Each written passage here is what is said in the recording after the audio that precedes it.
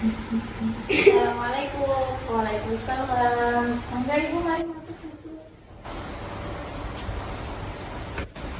Ya, selamat datang di sekolah kami. Nah, apa benar Ibu ini murid dari Ika dan Eva? Iya, Ibu benar. Sebelumnya perkenalkan saya Ismail Kinaya. Saya adalah guru konseling di sekolah ini ya.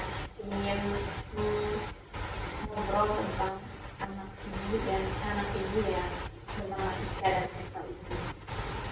Ya. Jadi ini Bu, saya itu pengen nanya tentang ini ya, sikap dari Eva dulu deh. Kalau Eva itu kesehariannya tuh bagaimana sih sikapnya? Maksudnya kalau di sekolah itu kelihatannya kayak nunggu, pendiam, nggak mau bergabung dengan teman-teman yang lain. Jadi bilang ya Bu, jadi dia itu kalau di rumah mah sebenarnya ia pendiam, tapi masih bisa buat diajak komunikasi, diajak ngobrol itu masih nyaut, cuman dia tuh seperlunya Bu. Kayak kalau orang tuanya tidak mengajak ngobrol, ya udah dia diam, lebih banyak sering sendiri di dalam kamar. Emang kalau di sekolah dia aja Bu atau gimana? Iya, dia maksudnya sama teman-teman juga nggak mau ini tuh, nggak mau gabung gitu. Ya sendiri aja terus kayak ngurung gitu.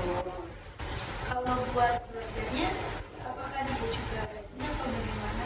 Nah itu jadinya di belajar pun jadinya tuh kurang fokus, ya.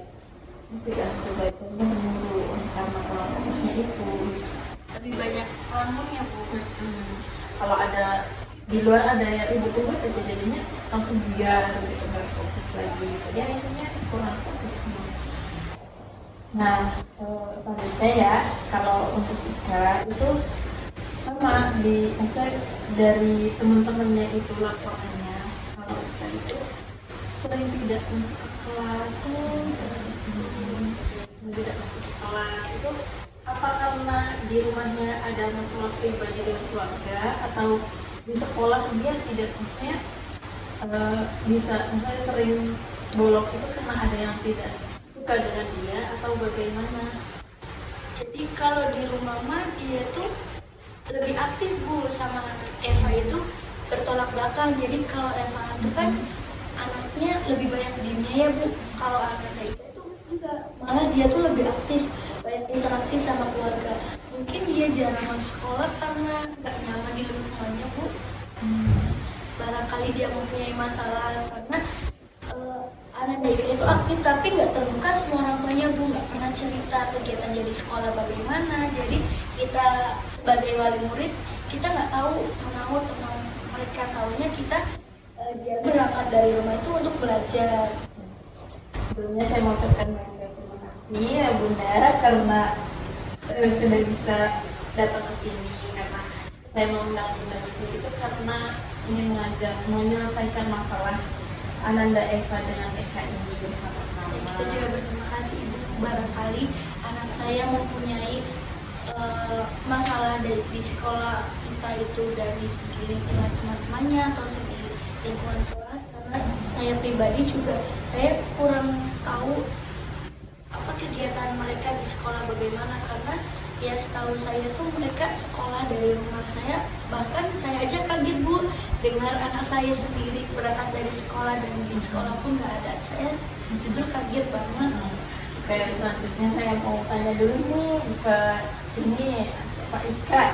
Nah itu tuh kenapa sih kalau berangkat tapi nggak nyampe ke sekolahnya gitu, bolosnya kemana? Iya Bu, teman-teman tuh nakal, kadang biologin dia, saya karena sakit ya ini lagi dibalas lagi. Jadi saya tuh lebih baik keluar dari kelas ke kantin, di situ ke itu kantin nongkrong di situ Bu. Mungkin salah satu dia nggak mau masuk kelas karena lingkungan kelasnya jahat kali Bu, sering dibully mungkin karena itu.